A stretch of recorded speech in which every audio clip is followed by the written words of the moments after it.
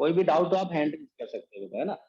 चलिए, तो new chapter start किया हम लोगों ने यहाँ पर फोटोसिंथेसिस इन हायर प्लांट्स, और हम लोग यहाँ पर फोटोसिंथेसिस के बारे में बात करते हैं।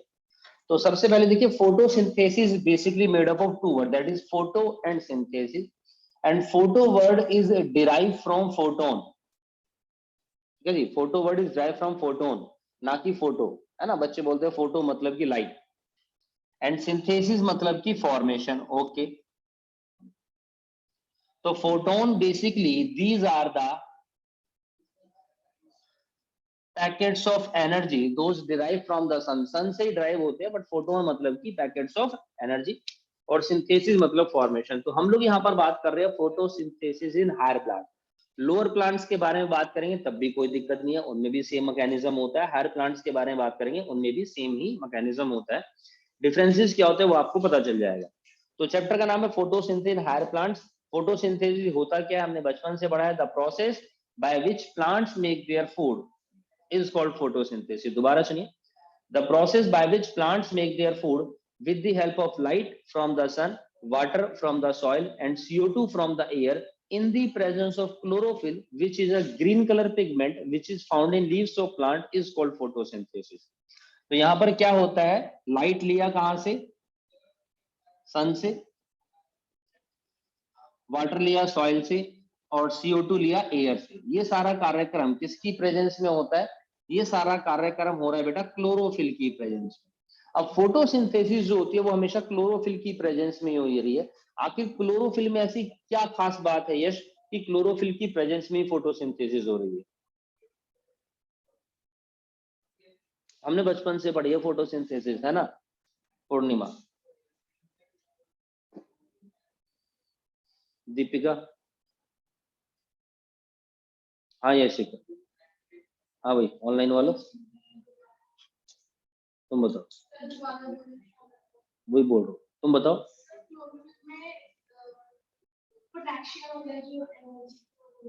बिल्कुल सही जवाब, ऐसा आपको लग रहा होगा। हाँ लक्ष्य, अरे वाह आयुष ने तो सही जवाब दे दिया, चलो कोई तो जो इज्जत बचा लेता है, ठीक है। हाँ भाई कोई बताना चाहता है, सुन लो। देखो क्लोरोफिल ही वो चीज है बेसिकली जो क्या करता है, ट्रैप सोलर एनर्जी। सबसे पहली चीज तो ये है कि ये सोलर एनर्जी को ट्रैप करके इस रॉ मटेरियल को कन्वर्ट कर देता है किसके अंदर, केमिकल एनर्जी के अंदर। हमारे पास क्या बनता है, C6H12O6, और यही सारा कच्चा माल है, ये रॉ मटेरियल है, इसके थ्रू ही बनता है। लेकिन सवाल यह है कि क्लोरोफिल ही सोलर एनर्जी को ट्रैप क्यों कर पाया। तो मैं आपको बता दूं, क्लोरोफिल ही वो चीज है जो सोलर एनर्जी को ट्रैप कर पाता है due to the presence of magnesium ions. क्योंकि इसके अंदर क्या होते हैं, मैग्नीशियम आयन होते हैं। दुनिया में कभी भी कहीं पर भी मैग्नीशियम लिखा हुआ देख लो ज्यादातर चीजों पर, और पोटेशियम तो सॉरी हाँ ठीक है जी, पोटेशियम आपका सॉरी फॉस्फेट, फॉस्फेट तो हर जगह कहीं पर भी फॉस्फेट लिखा हुआ देख लो, समझ लेना कि एनर्जी की बात चल रही है, ताकत की बात चल रही है, ये बात याद रखना है ना। आपके घर में बूढ़े दादा दादी नाना नानी टाइप लोग हो, उनके जोड़ों में घुटने में दर्द हो, की दवाई कैल्शियम फॉस्फेट, जिंक फॉस्फेट, ठीक है जी, वो उसका एनर्जी का काम करते हैं। ठीक इसी तरीके से मैग्नीशियम भी यही काम करता है, ठीक है। तो मैग्नीशियम के अंदर कैलिबर होता है कि वो सोलर एनर्जी को ट्रैप करके उस रॉ मटेरियल को कन्वर्ट कर देता है केमिकल एनर्जी में। मैग्नीशियम क्यों, क्योंकि सन से बहुत सारी रेज आती है, ये भी आपको पता होना चाहिए। सन से alpha rays, beta rays, gamma rays, UV rays, X rays, visible rays, infra rays, बहुत सारी रेज आती है। उसमें से विजिबल रेज जो होती है, जो विजिबल होती है, उसकी एक स्पेसिफिक वेवलेंथ होती है, उसको अट्रैक्ट करके, भाई वेव्स क्या होती है, वो भी तो मैटर होती है, बात पता है आप लोगों को। और matter is made up of atom, उसके अंदर आयंस होते हैं, चार्ज पार्टिकल्स है, तो ये उनको कैच करके इस रॉ मटेरियल को कन्वर्ट करता है केमिकल एनर्जी में। बात नंबर 1। चलिए, जितने भी ऑर्गेनिजम्स होते हैं, all the organisms depend on plants for their food, ठीक है, सब फूड के लिए प्लांट्स के ऊपर डिपेंड है। और प्लांट्स ये काम किसके थ्रू करते हैं, प्लांट्स अपना फूड बनाते हैं by the process of photosynthesis. Plants make their food by the process of photosynthesis. अब फोटोसिंथेसिस जो होती है ये हमारी एक फिजिको केमिकल प्रोसेस है, it is a physico chemical process. बात नंबर 1। उसके अलावा हम लोग क्या देखते हैं, it is also a redox reaction. ये रिडॉक्स रिएक्शन का भी बहुत अच्छा एग्जाम्पल है। 10th में पढ़ा होगा आप लोगों ने, 11th में केमिस्ट्री में पढ़ेंगे। Photosynthesis an example of a redox reaction. चलिए अब रिएक्शन देख लेते हैं, रिएक्शन क्या है सबसे पहले तो। ठीक है, फर्स्ट क्लास है इस चैप्टर की, इंट्रो है,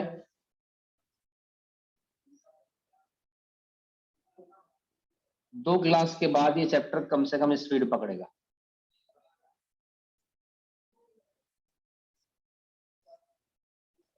चलिए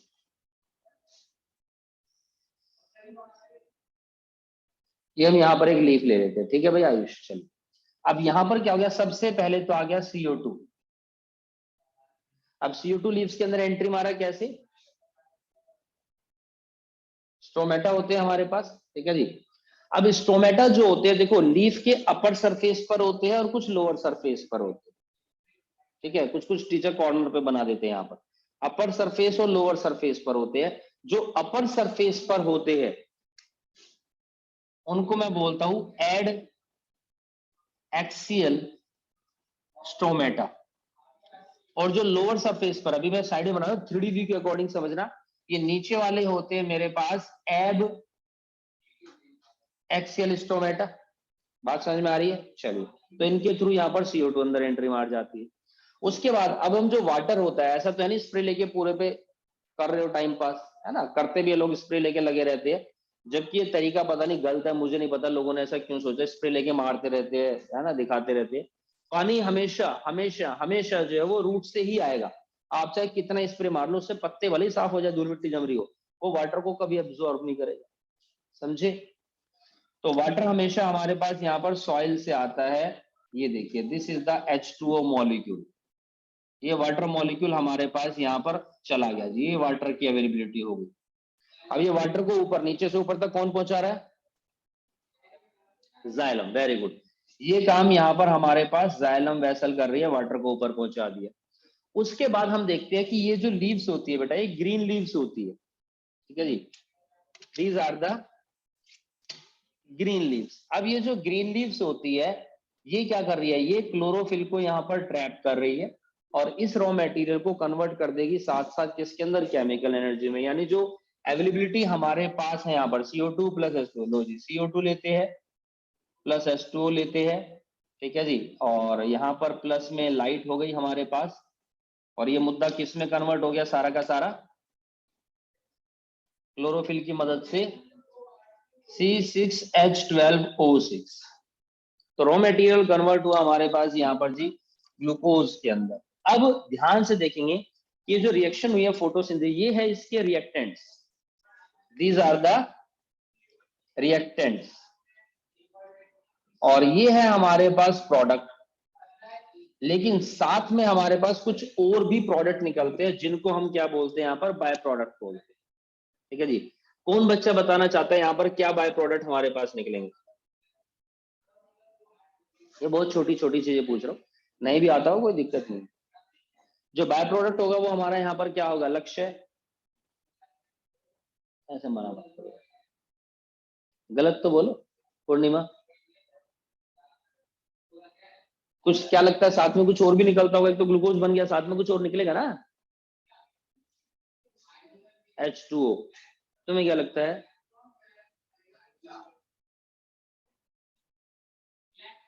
एनर्जी कौन बोला, ठीक है सुन रहा हूं मैं, बोलते रहिए आप, कोई दिक्कत नहीं। हेलो याशिका, आप बोलना चाहते बेटा, यही मैं कह रहा हूँ, ऑनलाइन हो चाहे एग्जाम चाहे ऑफलाइन, मेहनत करके पढ़ो। हाँ तुम बताओ अंशी। एनर्जी, वाह वेरी गुड, यस बहुत अच्छा कर रहे हैं आप लोग, आप बोलिए बेटा। चलिए तो मैं आपको बता देता हूँ, सबसे पहली बात तो ग्लूकोज ही एनर्जी में कन्वर्ट होता है। एनर्जी कहाँ निकलेगी बेटा, ग्लूकोज ही तो फूड की फॉर्म है। प्लांट्स अपना जो खाना बनाते हैं वो हमेशा ग्लूकोज की फॉर्म में बनाते हैं। स्टोर किस फॉर्म में करते हैं, वेरी गुड, चलो स्टोर करके रखते हैं स्टार्च की फॉर्म में, लेकिन उसको यूटिलाइज करते हैं ATP मॉलिक्यूल्स की फॉर्म में, जो हमारा सोर्स ऑफ एनर्जी। तो एनर्जी का तो जिक्र ही छोड़ दो फिलहाल, यहाँ पे एनर्जी कोई निकल नहीं रही है। आप ध्यान से देखेंगे कि ये सारी चीजें मिल रही है और कन्वर्ट हो रही है इसके अंदर, तो ये एनर्जी फिलहाल गेन नहीं हो रही है, लाइट एनर्जी, एंडोथर्मिक एनर्जी निकलेगी थोड़ी, क्या बोलते हो। या निकलेगी? हाँ भाई, ऑक्सीजन। चलिए, एक तो सबसे पहली चीज हम लोगों ने बचपन में सुना है कि प्लांट CO2 लेते हैं और ऑक्सीजन छोड़ते हैं, तो ये वही कर रहा है कि CO2 ले रहा है और ऑक्सीजन छोड़ रहा है। ठीक है जी। तो O2 मेरे पास यहाँ पर क्या है? It is the by product. देखिए, ये बायोलॉजी का एक ऐसा चैप्टर है जहां से बायोलॉजी खत्म हो जाती है और यहां से बायोकेमिस्ट्री स्टार्ट हो चुकी है। ठीक है, बायोलॉजी जो है आप उस दौर में पहुंच चुके हैं जहां पर धमाकेदार वाली बायोलॉजी स्टार्ट होगी। ये बायोकेमिस्ट्री स्टार्ट हो चुकी है आप लोगों की। एक बायोमोलिक्यूल मान लो, उसके बाद इस चैप्टर से ये बायोकेमिस्ट्री के मुद्दे हैं। अब ये सिर्फ बायोलॉजी नहीं कहानी बची है। ठीक है, चलो। तो ये हमारे पास बाय प्रोडक्ट हो गया। अब फोटोसिंथेसिस को एक्सप्लेन करने के लिए ना बहुत सारे एडजेक्टिव्स यूज किए जाते हैं। There are many terms to represent the photosynthesis. सबसे पहली चीज तो हम लोग यहाँ पर बोलते हैं कि ये एक एनाबॉलिक रिएक्शन है। It is an anabolic reaction. Anabolic reaction समझते हैं? जहां पर सिंपल सिंपल मॉलिक्यूल मिल करके कॉम्प्लेक्स मुद्दा बनाते हैं, वो हमारा एनाबॉलिक कहलाता है। देख लो, यहाँ पर कार्बन का एक एटम है, यहाँ पर 6 एटम है अपने पास, तो ऑब्वियस सी बात है हमारे पास ये एनाबॉलिक रिएक्शन होती है। इसके अंदर एक चीज और बहुत अच्छी लिखी है कि ये एंडोथर्मिक प्रोसेस है। अभी अभी मैंने बोला एंडोथर्मिक प्रोसेस है क्योंकि इसको होने के लिए एनर्जी की रिक्वायरमेंट होती है।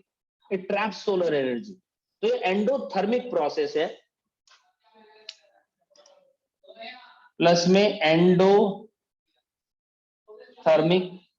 और इसी को हम लोग यहाँ पर एंडरगोनिक भी बोलते हैं। जब समझ में ना आए तो पूछ लेना आप लोग, कोई दिक्कत वाली बात। ठीक है, एंडरगोनिक भी बोलते हैं। उसके अलावा मैंने बताया कि रेडॉक्स रिएक्शन भी है। एक सबसे मेन काम होता है इस रिएक्शन के दौरान कि there is a dry weight increase. Ayush chapter 7 के नोट्स आ चुके हैं तुम्हारे भाई, यहाँ पे रिसेप्शन से अरेंज कलेक्ट करवा लो। हाँ, मैं क्या कह रहा हूँ, इसका ड्राई वेट इंक्रीज होता है। ड्राई वेट से यहाँ पर क्या मतलब होता है, इसके ऊपर क्वेश्चन आते हैं, क्वेश्चन पूछे जाते हैं। ठीक है, ये बात याद रखना। मान लीजिए कि मेरे पास यहाँ पर चलो पहले तो मैं आपको बताता हूँ कि ये एनाबॉलिक प्रोसेस किस तरीके से। देखो, हमारे पास सिंपल मॉलिक्यूल है यहाँ पर,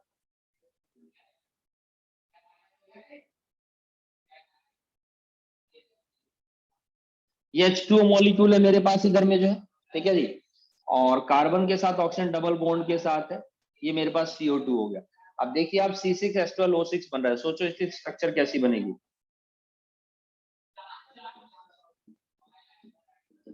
तो आप देख रहे हैं ये सिंपल मॉलिक्यूल है, कॉम्प्लेक्स मॉलिक्यूल है, बहुत सिंपल सी चीज है। चलिए, वेरी गुड, कोई समस्या नहीं। अब मैंने बताया कि यहाँ पर इसका ड्राई वेट इंक्रीज होता है। ये वर्ड आप कहीं जगह लिखा हुआ देखेंगे और इसके ऊपर न्यूमेरिकल्स आते हैं। जो बच्चे इस बैच में नीट वाले स्टूडेंट्स हैं वो भी सुन लीजिएगा कि ड्राई वेट इंक्रीज होने से क्या मतलब है। मान लो भैया मेरे पास कोई भी लीफ है और मैं कह रहा हूं कि उसका मास जो है वो 1000 ग्राम है। ठीक है जी, उसका जो मास है वो मेरे पास 1000 ग्राम हो गया। ठीक, अब मैं क्या कर रहा हूं कि इसको यहाँ पर हीट करूंगा, बॉयल इसको हीट करूंगा। तो आप देखेंगे जब आप इसको हीट करेंगे तो वाटर मॉलिक्यूल तो एवोपरेट हो जाएंगे इसके। क्या लगता है, निकलेंगे नहीं निकलेंगे? पत्ती जल जाएगी, सूख जाएगी, थोड़ा बहुत तो वाटर निकलेगा ना, इतनी आसानी से जलेगा नहीं। अगर गीली लीफ को जलाऊंगा वो धुआं छोड़ेगी, है ना, गीली लकड़ी धुआं छोड़ेगी। तो मैं क्या देख रहा हूँ, वो धुआं क्या, वाटर ही तो एवोपरेट हो रहा है। तो हमने जब इसको यहाँ पर क्या किया जी, बर्न किया, तो इसमें से मैं मान लेता हूँ कि 500 ग्राम जो है वो एवोपरेट हो गया, धुआं निकल। अब जो पीछे मुद्दा इसके अंदर बचा हुआ है वो क्या है, 500 ग्राम। 500 ग्राम यहां से क्या निकल गया, मेरा वाटर निकल गया। अब जो पीछे बचा हुआ है 500 ग्राम, बेसिकली वही मेरा क्या है, वही तो मेरा ड्राई वेट है, जिसके अंदर क्या क्या चीजें है। इसी के अंदर कार्बोहाइड्रेट भी होगा, इसी के अंदर मेरा फैट भी होगा, इसी के अंदर प्रोटीन भी है, और इसके अंदर मेरा मिनरल्स भी है। तो इस 500 ग्राम के अंदर देखो, इसमें तो वाटर हो गया, गायब, खत्म, टाटा। यहां पर हो गया मेरे पास कार्बोहाइड्रेट, फैट, मिनरल्स, प्रोटीन, ये सारी चीजें इसमें। अब मैं कह रहा हूं कि अगर फोटोसिंथेसिस प्रोसेस के दौरान अगर ड्राई वेट इंक्रीज होता है तो इसका मतलब कि वो इसके अंदर इंक्रीज हो रहा है, वो ये बढ़ रहा है, ना कि 1000 ग्राम में बढ़ रहा है। तो क्वेश्चन आएगा इसके ऊपर, ऑब्जेक्टिव क्वेश्चन, बहुत सोच समझ के देखिएगा आप आंसर। लिखा होगा dry weight increase during photosynthesis, और वो कहेगा कि 5 ग्राम बढ़ गया इसका, जस्ट इमेजिन कि 5 ग्राम ड्राई वेट बढ़ गया, ठीक है।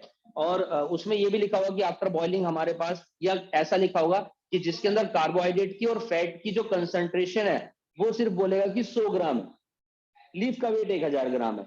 ऑप्शन बताएंगे ड्राई वेट बढ़ रहा है, वो कहेगा कि इसका जो ड्राई वेट है 5 ग्राम बढ़ा है। ऑप्शन में क्या होगा, 1005 ग्राम, ऑप्शन 2 होगा 105 ग्राम, ऑप्शन 3 होगा 95 ग्राम माइनस करके, और 1005 में से 995 ग्राम।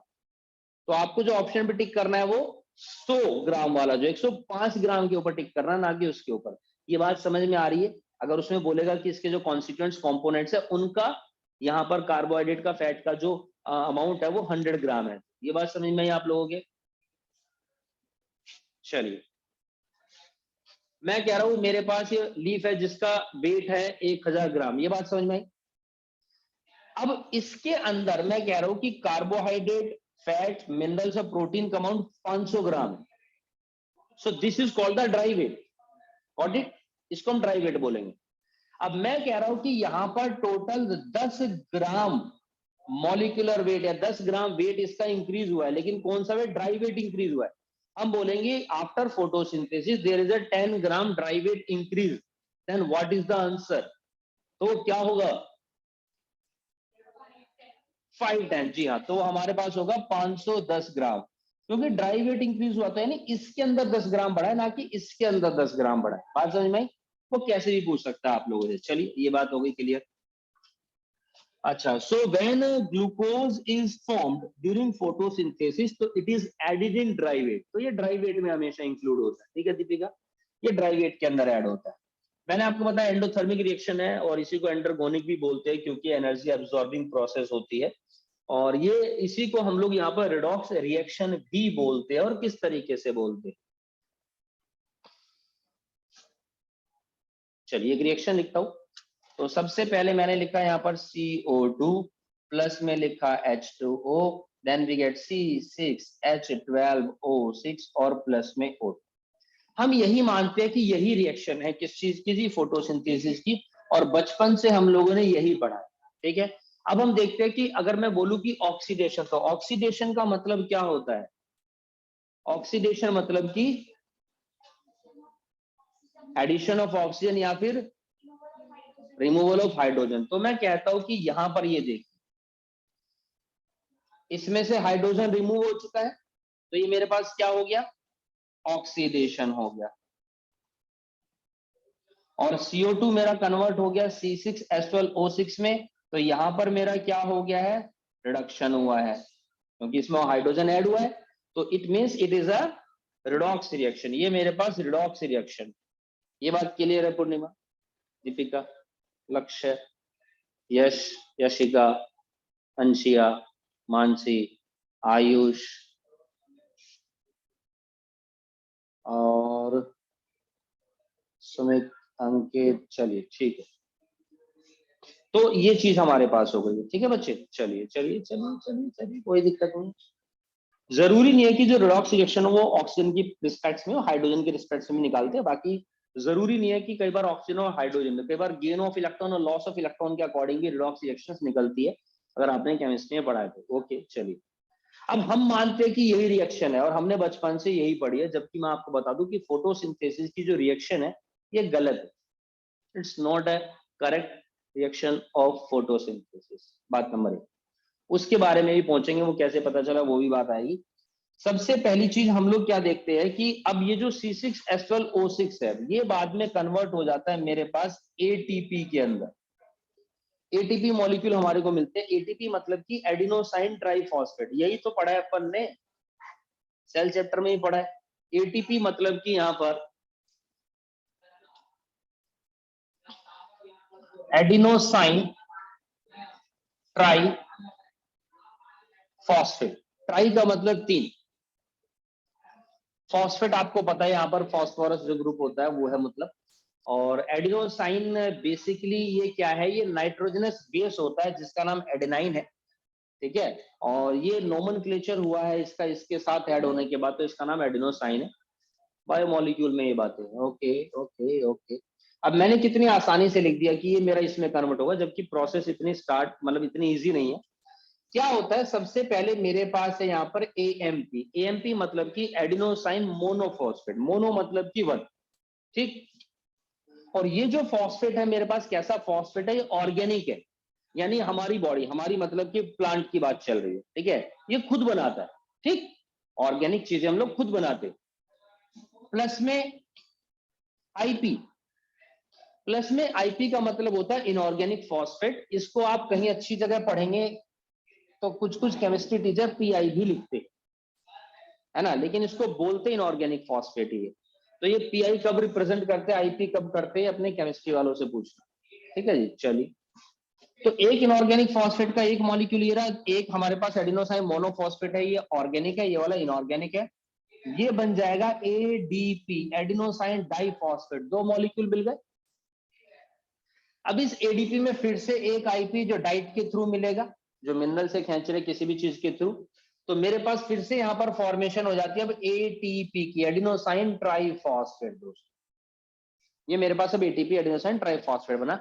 इस तरीके से एटीपी मॉलिक्यूल की फॉर्मेशन होती है, और इस तरीके की जो रिएक्शन होती है उनको मैं बोलता हूं यहां पर फोस्फोरिलेशन रिएक्शन।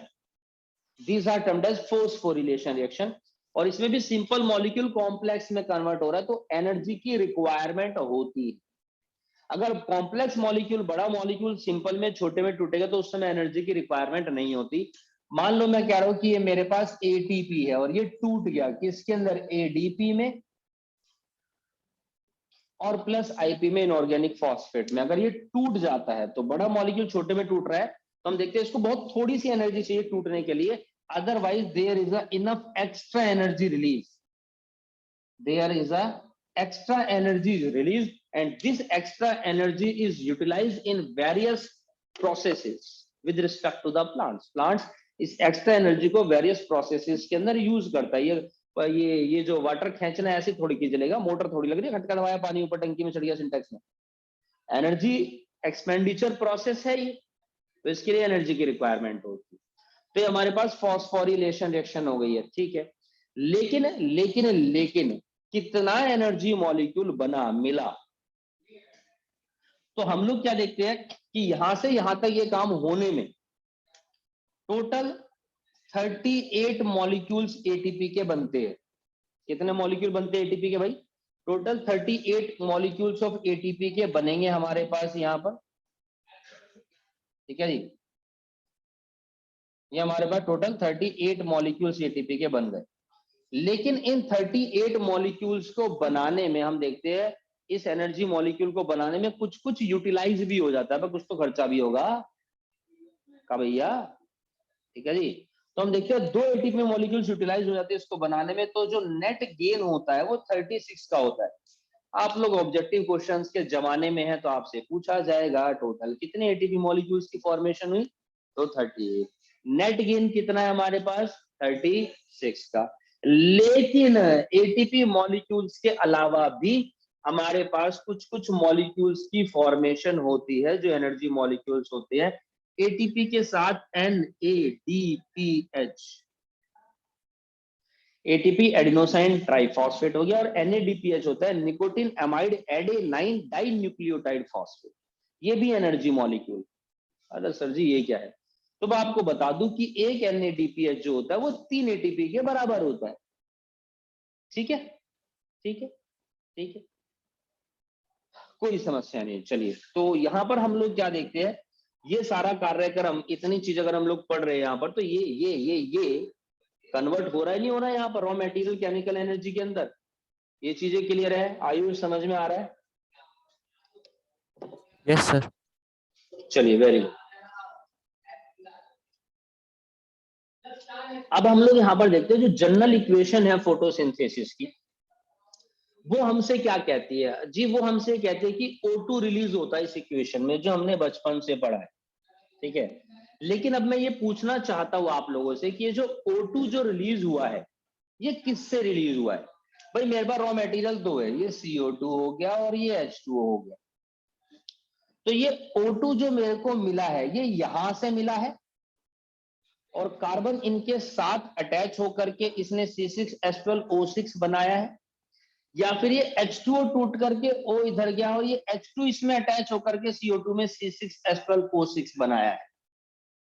ये एक बहुत सोचने वाली बात है कि क्या तो टूटा है ना, CO2 टूटा है या H2O टूटा है जिसकी वजह से O2 रिलीज हुआ है। एक बात तो ये है। तो जनरल इक्वेशन जो है वो ये कहती है कि O2 इज रिलीज, और इस रिएक्शन के अकॉर्डिंगली मैंने, आप देखो जो H2O टूटा है वो H2O से टूटा है, ये तो करके दिया है भाई, यहीं पर तो ऑक्सीडेशन हुआ है, ऑक्सीडेशन यही हुआ है कि इसका मतलब इस रिएक्शन के अकॉर्डिंग तो जो O2 है वो H2O के टूटने के कारण बना है। तो इक्वेशन को बैलेंस करना बहुत आसान है। यहाँ पर इस इक्वेशन, इस रिएक्शन के हिसाब से हम लोगों ने बचपन में भी पढ़ा है, तो इसको बैलेंस करते हैं। यहाँ पर बैलेंस करनी आती है आप लोगों को, ये 6CO2, ये 6H2, ये 6O2, देन हमारे पास बैलेंस है बाय डिफॉल्ट, देख लीजिए आपको बैलेंस है ना, कार्बन के 6, कार्बन के 6, हाइड्रोजन के 6 और 6 दूनी 12, तो हाइड्रोजन के 12, ऑक्सीजन के 6 और 6 दूनी 12, 6 18, तो यहाँ पर 6 और 6 दूनी 12, 6 18। मतलब समझ आ रहा है ना भाई, क्या कह रहा हूं मैं, इंग्लिश में बोल के दिखाऊं? चलो वेरी गुड। तो ये हमारे पास बैलेंस है, but this reaction is wrong, ये रिएक्शन होती ही नहीं है, क्योंकि एक साइंटिस्ट थे जिनका नाम था C.B. वैन नील। ठीक है जी, एक साइंटिस्ट थे, बायोलॉजिस्ट मान लीजिए, C.B. वैन नील, उन्होंने बोला कि रिएक्शन ऐसी होती नहीं है। उन्होंने एक एक्सपेरिमेंट किया एक बैक्टीरिया के ऊपर, उन्होंने एक एक्सपेरिमेंट किया बैक्टीरिया के ऊपर, और बैक्टीरिया आप लोगों ने सुना होगा, बैक्टीरिया कई टाइप के होते हैं। एक फोटोसिंथेटिक बैक्टीरिया भी होते हैं जो फोटोसिंथेसिस करते हैं, सुना आपने कभी? क्या बैक्टीरिया भी फोटोसिंथेसिस करते हैं? हमने तो ये सुना है कि प्लांट्स ही करते हैं, और मैं कह रहा हूँ कि बैक्टीरिया भी फोटोसिंथेसिस करते हैं। क्या आपने कभी सुना है दीपिका की बैक्टीरिया भी फोटोसिंथेसिस करते हैं? वेरी गुड, बहुत अच्छी बात। तुमने सुना है याशिका? अरे बहुत अच्छे। यस मानसी, कौन से बैक्टीरिया बेटा?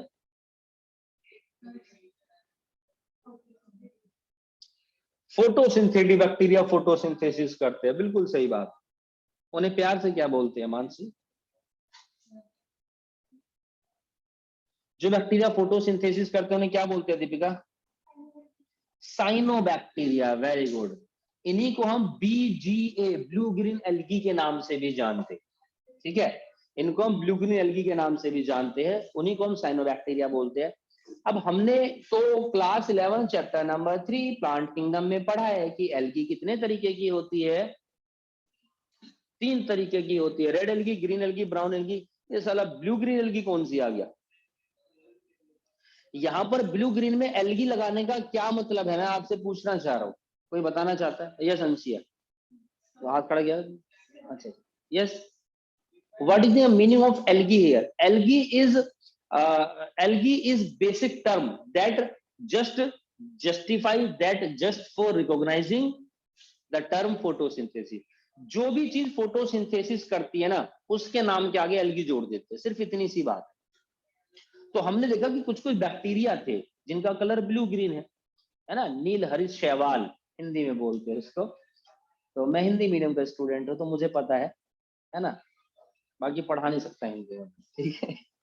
तो हम लोग देखते हैं कि ब्लू ग्रीन एल्गी, तो ब्लू ग्रीन बैक्टीरिया है बेसिकली, जिसको हम साइनोबैक्टीरिया बोलते हैं, लेकिन ये फोटोसिंथेसिस करता था तो मैंने इसके नाम में एल्गी ऐड कर दिया, मैंने मतलब साइंटिस्ट। ठीक है, कल को मान लो मैं अगर फोटोसिंथेसिस करने लग जाऊं तो मेरा नाम हो जाएगा कुलदीप सर की बजाय कुलदीप एल्गी, है ना, ये बात समझ लेना। चलिए, तो लेकिन कुछ और भी बैक्टीरिया है जो फोटोसिंथेसिस के अलावा और भी उनके मोड ऑफ न्यूट्रिशन होते हैं। कुछ बैक्टीरिया होते हैं जिनके अंदर हेट्रोट्रॉफिक मोड ऑफ न्यूट्रिशन है, कुछ बैक्टीरिया होते हैं जिनके अंदर ऑटोट्रॉफिक मोड ऑफ न्यूट्रिशन होता है। ऑटोट्रॉफिक मतलब जो अपना खाना खुद बना रहे, ठीक। हेट्रोट्रॉफिक जो दूसरों पर डिपेंड है, मैं हेट्रोट्रॉफिक की बात ही नहीं कर रहा, मैं बात कर रहा हूं ऑटोट्रॉफिक मोड ऑफ न्यूट्रिशन वाले बैक्टीरिया। तो ऑटोट्रॉफिक मोड ऑफ न्यूट्रिशन दो तरीके का होता है, एक होता है फोटोसिंथेसिस, जो फोटोसिंथेसिस करते हैं, जिसका एग्जांपल हो गया साइनोबैक्टीरिया, जिसको हम लोग ब्लू ग्रीन एल्गी बोलते हैं। एक और बैक्टीरिया होता है जैसे क्लोरोबियम बैक्टीरिया, तो क्लोरोबियम बैक्टीरिया भी हमारा फोटोसिंथेसिस करता है। लेकिन कुछ बैक्टीरिया ऐसे होते हैं, those derive their food from chemicals, जो केमिकल से अपना फूड बनाते हैं, और उनको हम बोलते हैं chemosynthetic bacteria. Those derive their food from chemicals are called chemosynthetic bacteria, और उनको हम कीमो ऑटोट्रॉप्स बोलते हैं। आएंगे वो भी ऑटोट्रॉप्स के अंदर अकाउंट। अरे भाई केमिकल से बना रहे, बना तो खुद रहे है का भैया, बना तो खुद रहे वो। तो ऐसे कौन कौन से बैक्टीरिया होते हैं? इनमें आते हैं एक तो नाइट्रीफाइंग बैक्टीरिया जो नाइट्रोजन फिक्सेशन करते हैं, इसमें आते हैं सल्फर बैक्टीरिया जो सल्फर खींचते हैं, आयरन बैक्टीरिया, फास्फोरस बैक्टीरिया। ऐसा जी कहां से आ रहा है सर? भाई आप जमीन में पौधों में खाद डालते हो, खाद होती है दो तरीके की। कौन सी खाद डालते? एक होती है मैन्योर, एक होता है फर्टिलाइजर। मैन्योर मतलब देसी देसी खाद होती है। देसी खाद होती है फिर से दो तरीके की, एक कंपोस्ट, एक वर्मी कंपोस्ट। आप बोलेंगे जी खाद चाहिए, वो दे देगा जी। कैसी है कि कंपोस्ट?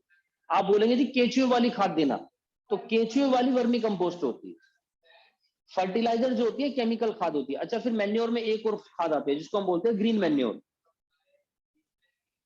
वो नाइट्रीफाइंग, जो जिन प्लांट्स के अंदर नाइट्रोजन फिक्सेशन होता है उनसे ही बनाई जाती है, जिसमें पोड्स होते हैं, छिलका विलका, मटर वटर, फली वगैरह, इनसे जो इनका मसाला बना करके, गला के, सड़ा करके, चूरा करके, समझ लो इनसे बनते हैं ग्रीन मैन्योर। तो फर्टिलाइजर होती है केमिकल खाद। तो वो हम पौधों में जो खाद डालते हैं, कुछ बैक्टीरिया उस खाद में से आयरन खींच लेते हैं, कुछ फॉस्फोरस खींच लेते हैं, कुछ सल्फर खींच लेते हैं। ऐसे भी बैक्टीरिया है। ये जो भाई साहब थे जिनका नाम था सीबी वैनिल, उन्होंने एक एक्सपेरिमेंट किया एक बैक्टीरिया के ऊपर, और उन्होंने यहां पर क्या किया, उन्होंने एक बैक्टीरिया ले लिया जो सल्फर बैक्टीरिया होता है। समझे? जो सल्फर बैक्टीरिया होता है। चलिए वो एक्सपेरिमेंट क्या था उसके बारे में भी बताऊंगा। उससे पहले इन्होंने करा क्या, पहले तो इनकी ये स्टोरी सुनाई है मैंने, जो अभी आपको बताया कि इन्होंने सल्फर बैक्टीरिया के कारण ये पूरी रिएक्शन ही चेंज कर दी। लेकिन पहले तो इन्होंने बोला कि भैया O2H2O से टूट रहा है, CO2 से पहले तो ये डिसाइड कर लेते हैं। तो इन्होंने यहाँ पर क्या लिया जी, CO2 तो ले ही लिया, साथ में इन्होंने H2S ले लिया। H2S मतलब कि यहाँ पर हाइड्रोजन सल्फाइड, ठीक। और देखते हैं कि अब इस रिएक्शन के अंदर किस चीज की फॉर्मेशन यहां पर होगी।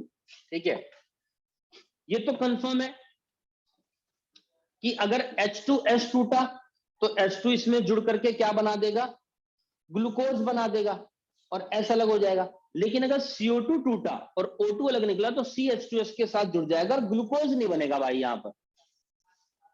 समझे?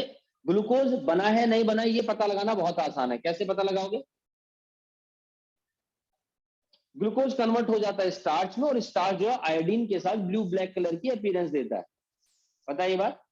स्टार्च के ऊपर अगर आप आयोडीन की ड्रॉप्स डालेंगे तो ब्लू ब्लैक कलर की अपीयरेंस दे देगा। अगर वो डीकलराइज हो जाता है, नॉर्मल हमारा स्टार्च अगर डीकलराइज हो जाता है तो समझ जाना कि अपना यहाँ पर क्या है, अगर डीकलर तो यानी स्टार्च प्रेजेंट है, इसका मतलब यानी ग्लूकोज बना होगा तभी तो स्टार्च बना है। लेकिन हमने यहाँ पर क्या देखा, फॉर्मेशन हो गई C6H12O6 की, और साथ में सल्फर बन गया भाई साहब अलग से, सल्फर अलग हो गया। इसका मतलब कि ये जो O2 यहां से जो रिलीज हुआ है ये H2O के टूटने से हुआ है, ना कि CO2 के टूटने से। अदरवाइज तो CO2 टूटता O2 अलग होता, और C हमारे पास अलग आ जाता, O2 अलग चला जाता, C इसके साथ जुड़ करके कोई ना कोई कंपाउंड बनाता। लेकिन एक्चुअल में ऐसा हुआ नहीं, जो चीज टूटी वो H2S थी। तो इससे एक बात तो ये साबित होती है, सबसे पहली चीज, कि हमारा जो चीज टूटी है भैया वो H2O टूटा है, जिसकी वजह से ऑक्सीजन रिलीज हुआ है। इसमें कोई शक आप लोगों को?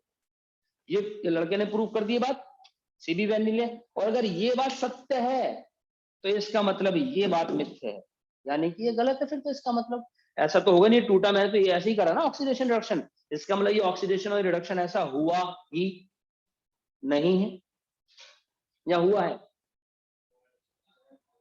अच्छा हुआ है, चलो जी। देखो यहां पर हमारे पास सल्फर एक्यूमुलेट होने लगा, ठीक है जी। तो ये वाली जो इक्वेशन हुई है दोस्तों, हमारे पास यहाँ पर एक गलत प्रूफ हुई है, इस तरीके से नहीं होता है। हमने यहाँ पर क्या करा है कि ग्लूकोज हमारे पास बन गया है, H2S हमने देखा, सल्फर अलग हो गया, ये रिएक्शन बिल्कुल सही बात है। लेकिन यहाँ पर हम लोग देखते हैं कि CO2 जो है वो आपका भी टूटागा, कौन सा CO2 H2O भी पता चलेगा, है ना। इसके हिसाब से तो इसने H2O टूट दिया, ये ग्लूकोज बन गया मेरे पास, ठीक है, ये नॉर्मल रिएक्शन करी है। लेकिन लेकिन लेकिन यहाँ पर सल्फर प्रेसिपिटेट होने लगा, और इस रिएक्शन के हिसाब से तो आप देखो ना, मैंने क्या तोड़ा है, CO2 तोड़ा है ना, या H2O तोड़ा है? H2O तोड़ा है हम लोगों ने, यहाँ पर रिडक्शन हुआ है, लेकिन जो सही इक्वेशन है हमारे पास फोटोसिंथेसिस की, उसमें गड़बड़ आ गई। क्या बीएचयू के अंदर भी क्वेश्चन पूछा हुआ, हम लोगों ने यहाँ पर बाय प्रोडक्ट सिर्फ O2 निकाला है, लेकिन यहां पर हम देखते हैं कि जो बाय प्रोडक्ट O2 होता है उसके साथ में H2O भी हमेशा निकलता है। दिक्कत ये थी, ऑब्जर्वेशन हमारे पास कुछ ऐसी थी जहां पर हमने देखा कि बाय प्रोडक्ट सिर्फ O2 नहीं निकल रहा, फोटोसिंथेसिस के अंदर याद रखना कि थोड़ा बहुत H2O भी निकलेगा भाई। एक्चुअल रिएक्शन क्या होती है, ये CO2 है प्लस में H2O है और हमारे पास ये C6H12O6 है प्लस O2 है, लेकिन साथ में H2O भी निकलता है थोड़ा सा बाय प्रोडक्ट। अब अगर मेरे पास H2O बाय प्रोडक्ट निकल रहा है तो इसका मतलब कि ये वाली रिएक्शन हमारे पास फर्दर गलत है। ये हमने क्लियर करा, अभी हम एक्सपेरिमेंट करेंगे जिससे हम देखेंगे कि H2O भी रिलीज होता है एज अ बाय प्रोडक्ट। अब यहां पर भी कहानी फंस जाती है, वहां पर भी ऑब्जर्वेशन में हमारे पास H2O भी है, O2 वाकई में निकल रहा है नहीं निकल रहा है, इसकी भी अभी एक्सपेरिमेंट होगा कि O2 निकलता भी नहीं निकलता, ये भी देख लेते हैं। कुछ एक्वेटिक प्लांट्स ले लो, उनको पानी में डाल दो, कुछ बुलबुले उठते हैं, समझ जाना कि भैया O2 वहां से रिलीज हो रहा है, ऑक्सीजन निकल। कुछ बैक्टीरिया लेंगे, उनके ऊपर फोटोसिंथेसिस करेंगे तो भी ये बात हमारे को यहाँ पर पता चल जाएगी, कोई समस्या नहीं है। लेकिन ये जरूर श्योर है कि वाटर निकलता है। आप देखेंगे सुबह जब पार्क में जाते हैं तो प्लांट्स की जो लीव्स होती है आपको लगता है उनके ऊपर ओस की बूंदें पड़ी है, जबकि ऐसा नहीं है। वहां पर हम देखते हैं वाटर इवेपोरेट होता है, टेम्परेचर ठंडा होता है तो लिक्विड फॉर्म में जम जाता है, कोई ओस की बूंदे नहीं है, स्टोमेटा में से वाटर वेपर्स निकल रही है। जैसे आपने देखा हुआ सर्दियों में हमारे मुंह से धुआं निकलता है ना, आपको मैं बता दूं गर्मियों में भी निकलता है, लेकिन गर्मियों में दिखाई नहीं देता, सर्दियों में दिखाई, क्योंकि बाहर का टेम्परेचर थोड़ा सा क्या है, कूल होता है, तो हमारे को मुंह से निकलता हुआ दिखाई देता है, वो आपका डायरेक्ट वेपर फॉर्म से कन्वर्ट हो जाता है भैया थोड़ा सा। गर्मी में आप काम करो, शीशे के ऊपर खड़े होकर करके देखो, आपको पता चल जाएगा। जैसे अभी आजकल तो नहीं दिख रही, इतनी ठंडी है, आप चेक करो, देखो उसके ऊपर पानी पानी आ जाएगा, इसका मतलब जरूर निकल तो रही है वाटर पेपर, ये बात तो मानते हो, यहाँ से भी निकल रहा है। तो अगर रिएक्शन मेरे पास यहाँ पर ये वाली होगी तो इसको बैलेंसिंग का मुद्दा जो है वो अलग हो जाएगा। 6CO2 12H2O 6O2 6H2O। अब ये बैलेंस होकर के मेरे पास जो नई इक्वेशन होगी फोटोसिंथेसिस की वो ये वाली बनेगी। चलिए चलिए चलिए, ये क्वेश्चन को बताओ, बनारस हिंदू यूनिवर्सिटी के अंदर ही पूछा हुआ है फोटोसिंथेसिस का। तो कुछ कुछ रिएक्शंस हुई, कुछ कुछ चीजें हुई। इतनी बातें होने के बाद हम देखते हैं कि फोटोसिंथेसिस के बारे में आखिर हम जानते क्या है। एक तो मैंने बता दिया, process by which plants make their food with air, light from the sun, water from the soil, CO2 from the air in the presence of chlorophyll which is a green colour pigment which is found in leaves of plant is called photosynthesis. Okay okay okay sir, ये जो चीजें बताई आपने, CO2 है, H2O है, light है, chlorophyll है ना, क्या यही चीजें वाकई में जरूरी है फोटोसिंथेसिस के लिए? जी हाँ, these are the raw materials. ये हमारे पास क्या है, ये मेरे पास सारे के सारे इधर भैया रॉ मटेरियल्स है ना, क्लोरोफिल भी, CO2 भी, H2O भी, लाइट भी, ये सारे रॉ मटेरियल्स जो फोटोसिंथेसिस के लिए जरूरी है। कैसे पता चलेगा कि ये फोटोसिंथेसिस के लिए जरूरी है या नहीं है? तो हम यहाँ पर कुछ एक्सपेरिमेंट्स करते हैं, those experiment which shows that कि these are the raw materials and these are necessary necessary necessary, मैं कह रहा हूं कंपलसरी फॉर फोटोसिंथेसिस। कैसे पता चलेगा? अब जैसे हम लोग खाना खाते हैं, सब लोग खाना खाते हैं, है ना, हमारे फूड के अंदर फैट, विटामिन, प्रोटीन, मिनरल्स, ये सारी चीजें होती है। मैं आपसे कह रहा हूं कि आपकी डाइट में सब कुछ है, सब कुछ है, सब कुछ है। आप ऑरेंज नहीं खाते, लेकिन आप संतरा नहीं खाते, आप टमाटर नहीं खा रहे, आप टोमेटो नहीं खा रहे, आप सोलानम लाइकोपर्सिकम नहीं खा रहे, आप नींबू नहीं खा रहे, आप लेमन नहीं खा रहे। यानी क्या चीज नहीं खा रहे हैं आजकल? अरे वेरी गुड, पता है भाई तुम्हें। हम लोग खट्टे फल नहीं खा रहे, खट्टी चीजें नहीं खा रहे, मान लो हमारी डाइट में ये चीज नहीं होती है, इसका मतलब कि विटामिन C नहीं खा रहे, ये मतलब है इस बात का। अब मान लो एक दिन मत खाओ, 2 दिन मत खाओ, जरूरी थोड़ी है तुमने आज हो सकता है ना खाओ टमाटर, ना खाओ नींबू, ना खाओ संतरा, मर गए हम, जिंदा ही तो है। बता भाई क्या दिक्कत हो रही थी? मुझे भी नहीं हो रही। कल भी नहीं खाएंगे, परसों भी नहीं खाएंगे, कल लोग क्या करोगे? मर जाएंगे क्या हम? लेकिन यही प्रोसेस अगर लक्ष्य चलती रहती है 1 महीना, 1.5 महीना, 2 महीने, 2.5 महीने, 3 महीने तक, तो आपको लगता है कुछ दिक्कत होगी तब भी या नहीं होगी? लक्ष्य को नहीं लगता कोई दिक्कत होगी? नहीं लगता ना? Very good. यस, तुम्हें क्या लगता है कोई दिक्कत होगी भाई? इसे भी कोई दिक्कत नहीं होगी। तुझे क्या दिक्कत हो रही है बेटा? नहीं, क्या दिक्कत हो रही है? दिक्कत हो रही है? क्या दिक्कत हो रही है मित्र? आयाशी का दिक्कत होगी मित्र? क्या दिक्कत होगी? है कुछ तो होगी।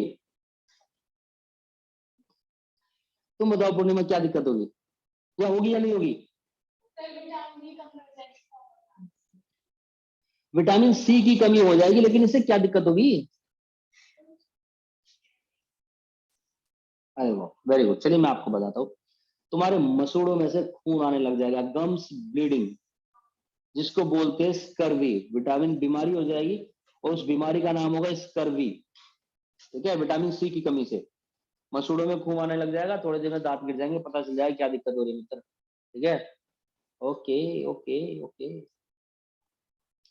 तो स्टार्टिंग में नहीं, लेकिन थोड़े दिनों बाद पता चलेगा कुछ ना कुछ दिक्कत हो रही है ना? कोई दिक्कत नहीं होगी। यहाँ दुनिया मर गई कोरोना में, विटामिन सी चूस रहे थे सब, वो गोली आई थी लिम्स, तब नहीं पता चला क्या दिक्कत होगी। है भाई? तुम कह रहे हो भाई इम्यूनिटी बढ़ाता है। चलिए चलिए चलिए, कोई दिक्कत नहीं है। तो विटामिन सी की तो हमें पता चलेगा भाई साहब कुछ ना कुछ तो समस्या है। ठीक इसी तरीके से बहुत आसान तरीका है, कैसे पता चलेगा कि उसकी दिक्कत, उसकी वजह से उस वो हमारे लिए जरूरी है। आप लेना बंद कर दो, कुछ दिक्कत होगी, पता चल जाएगा भाई जरूरी है विटामिन सी। बहुत आसान सी बात है। ऐसे ही क्या करते हैं, प्लांट से रॉ मटेरियल है, इनमें से इनको कुछ चीजें देना बंद कर देते हैं, देखते दिक्कत होती है नहीं होती। तो हम काम करते हैं, पानी देना बंद कर देते हैं। सबसे पहले वाटर नहीं देंगे, 1 दिन 2 दिन 3 दिन, चौथे दिन मर ही जाएगा। गर्मियां हो तो 2 दिन नहीं मर जाएगा, है ना? सर्दियों में डिपेंड करता है, इंडोर आउटडोर प्लांट होगा तो 4-5 दिन झेल जाएगा, हफ्ते भर के अंदर मैटर क्लोज है। और गर्मियों में तो तीसरे दिन हो सकता है, दूसरे दिन में झुलस जाए, खत्म हो जाए। तो वाटर के through, water raw material essential है या नहीं है ये पता लगाना बहुत है। वाटर मत दो, वो पेड़ ही मर जाएगा, तो यानी फोटोसिंथेसिस तो हुई नहीं है जब पेड़ ही मर गया तो। बाकी चीजों के बारे में देखो। अब हम देखते हैं कि क्या प्लांट्स के लिए लाइट जरूरी है या नहीं है। तो हम यहां पर क्या करेंगे, एक लीफ लेंगे, ये रही, ये वाली ले लेते हैं, और मैं इस लीफ के ऊपर सनलाइट डालता हूं। वाह भाई वाह। अब जब मैंने ये सनलाइट डाली, तो हमने क्या किया, यहां पर एल्यूमिनियम फॉइल लगा दी। एल्यूमिनियम फॉइल से इसको कवर कर दिया। पता है ना, एल्यूमिनियम फॉइल करके कुछ पहुंच नहीं पाएगा अंदर। खाना गर्म रहता है, अपना टिफिन ले जाते होंगे स्कूल में, मतलब जब भी ले जाते होंगे पहले जमाने में, तो खाना गर्म रहता है। चलो जी, यानी हीट अंदर, मतलब गर्म मुद्दा रहता है ना, तो अंदर से बाहर जा रही ना बाहर से अंदर। एल्यूमिनियम फॉइल लगा दी, लाइट नहीं पहुंचेगी इस पोर्शन पे। हम इसको 1 2 3 दिन ऐसे रखते हैं। कहने का मतलब ये कि हमने इसको लाइट नहीं दी, यही तो मतलब है। 3 दिन बाद हम देखेंगे, हमें पता है जैसे कि प्लांट्स ग्लूकोज की फॉर्म में खाना बनाते हैं, लेकिन उसको कन्वर्ट करते हैं स्टार्च की फॉर्म में। और स्टार्च जो होता है वो आयोडीन के साथ ब्लू ब्लैक कलर की अपीयरेंस देता है। मैंने क्या किया जी, यहां पर लो जी ड्रॉपर लिया, और इस ड्रॉपर से, ड्रॉपर समझते हो ना वो, वैसे खींच लेता है, शक्कर लेता है, 2 बूंद डाल देते हैं पोलियो की जिंदगी की। ये भाई साहब मैंने 2 बूंद डाल दी इसके ऊपर। अब जैसे ही 2 बूंद डाली, तो यहां पर तो अपने पास लाइट थी, यहां पर तो अपने पास लाइट थी। तो इस वाले पोर्शन ने क्या किया, blue black colour appearance start कर दिए। देखो जी, ये ब्लू ब्लैक कलर आ गया इसका। जब इस एल्यूमिनियम फॉइल को हटा करके मैंने इसके ऊपर ड्रॉपर से ड्रॉप डाली आयोडीन की, ये डीकलराइज नहीं हुआ, इट डजंट डीकलराइज, इसका कलर चेंज नहीं हुआ। इसका मतलब कि स्टार्च नहीं बना है। और स्टार्च क्यों नहीं बना हुआ, क्योंकि ग्लूकोज नहीं बना होगा।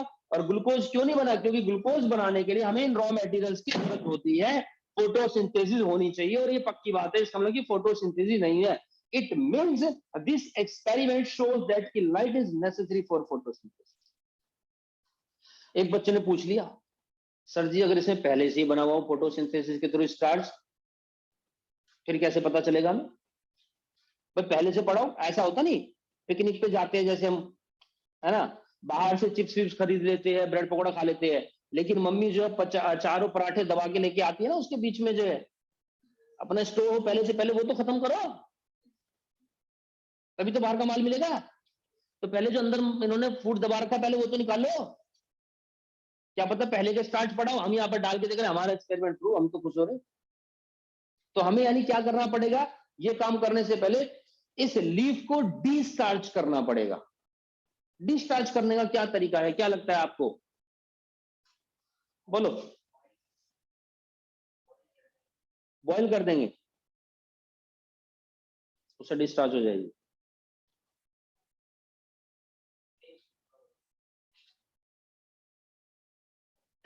तुम्हें क्या लगता है लक्ष्य? देखिए आप सब लोग, सभी बच्चे अच्छे स्कूल से, उम्मीद करता हूँ कि 10th में भी अच्छी जगह पढ़े होंगे। ये सब 10th की बात।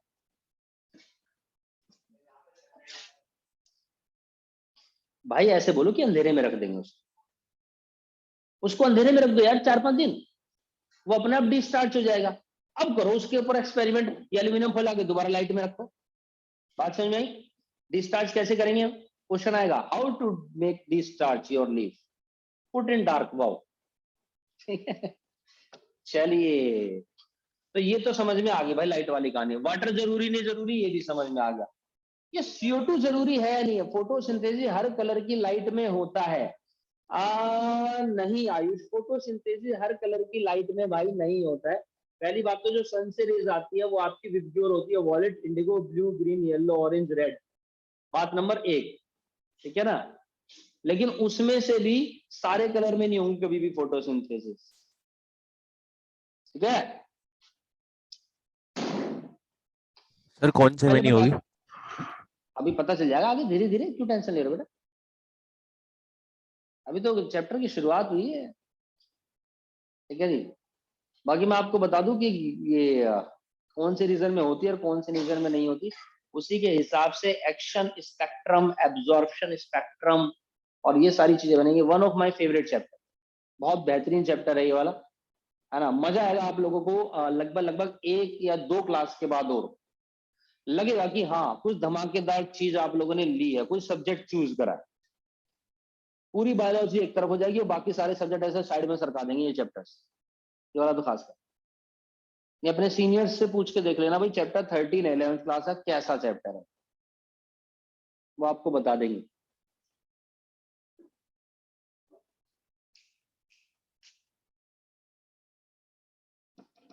CO2 देखते हैं, हम पता लगाएंगे कि क्या CO2 भी फोटोसिंथेसिस के लिए नेसेसरी है या नहीं है। एक काम करते हैं, ये एक बीकर ले लेंगे, दिख रहा है? चलो 2 मिनट बाद आप लोगों की क्लास स्टार्ट होगी, जो 12th क्लास के बच्चे है ना, 2-3 मिनट हो गया भैया, स्टार्ट कर। ये लो जी, ये मैंने काम किया, एक लीफ बीकर में ले ली और उसको फिक्स कर दिया, यहाँ से रबर वगैरह लगा करके, बैंड वगैरह लगा करके पूरा जाम कर दिया, है ना, वैक्स वगैरह लगा करके। अब इस लीफ के अंदर जो अंदर है उसके अंदर तो CO2 पहले से होगी, मसाला बना रखा होगा। अच्छा, इसको भी डिस्चार्ज करेंगे, पहले याद रखना, हर बार डिस्चार्ज करेंगे जब भी एक्सपेरिमेंट करेंगे। मैंने यहाँ पर कॉटन ले ली और उसके अंदर ले लिया पोटेशियम हाइड्रोक्साइड, जो एक तरीके का बेस होता है, आप लोगों ने पढ़ा होगा। पोटेशियम हाइड्रोक्साइड यानी कि जो एक तरीके का बेस है। अगर बेस की रिएक्शन में करता हूं किसके साथ? किसी भी नॉन मेटल ऑक्साइड के साथ, यानी कि ये रिएक्शन हो जाएगी किसके साथ? CO2 के साथ। ये पूरी CO2 खींच लेगा। CO2 is a non metal oxide, KOH, potassium hydroxide is a base, पढ़ा हुआ टाइम आप लोगों ने। तो ये पूरी CO2 खींच लेगा, इसमें से बाहर CO2 मिल रही है प्रॉपर, अंदर से इसने यहां से CO2 खींच लिया, यानी CO2 गायब। ट्रांसपेरेंट बीकर में काम रखा हुआ भाई, ये कार्यक्रम करते रहेंगे 2 दिन, 3 दिन, 4 दिन। उसके बाद लीफ को बाहर निकालेंगे, सेम एक्सपेरिमेंट करेंगे, आयोडीन ड्रॉपर से ड्रॉप डालेंगे और देखेंगे यहाँ वाला तो हमारा डीकलराइज हो जाएगा, लेकिन ये वाला डीकलराइज नहीं होगा। ऐसे का ऐसा ही रहेगा, ग्रीन ही पड़ा रहेगा, ब्लू ब्लैक कलर अपीयरेंस नहीं देगा। इसका मतलब कि यहाँ पर भी स्टार्च नहीं प्रेजेंट, स्टार्च प्रेजेंट नहीं है, नहीं तो डीकलराइज हो जाता। और स्टार्च नहीं है इसका मतलब ग्लूकोज नहीं बना है, और ग्लूकोज नहीं बना है इसका मतलब कि फोटोसिंथेसिस यहाँ पर नहीं हुआ। इसका मतलब इट मीन्स CO2 बहुत जरूरी है प्लांट्स के अंदर फोटोसिंथेसिस होने के लिए।